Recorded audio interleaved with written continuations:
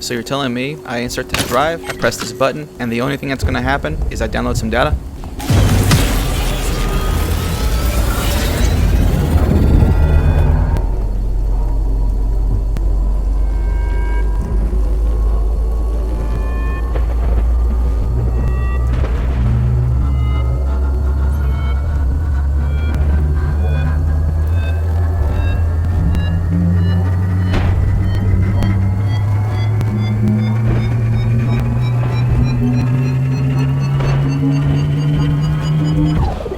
Well, doesn't that sound boring?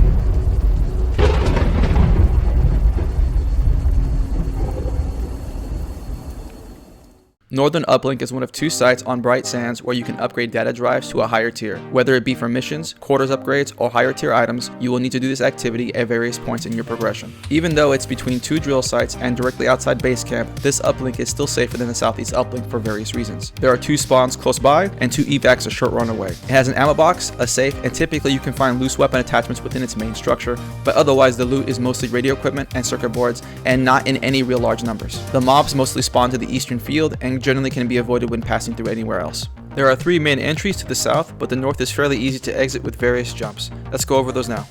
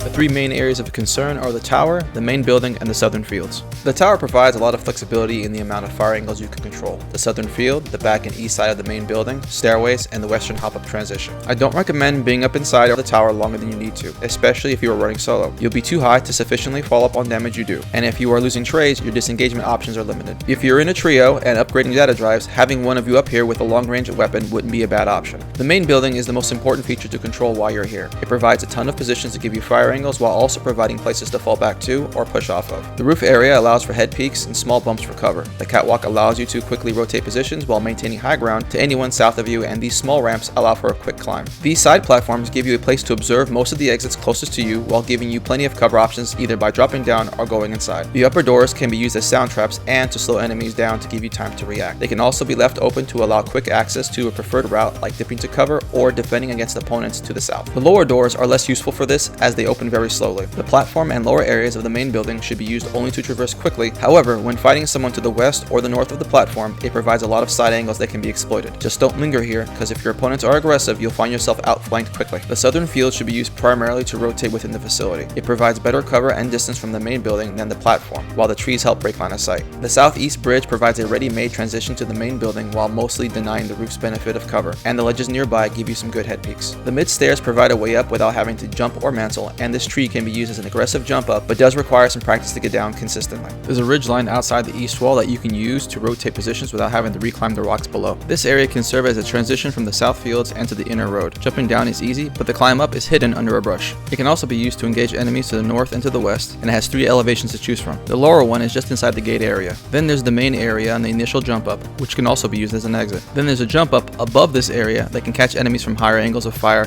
towards base camp.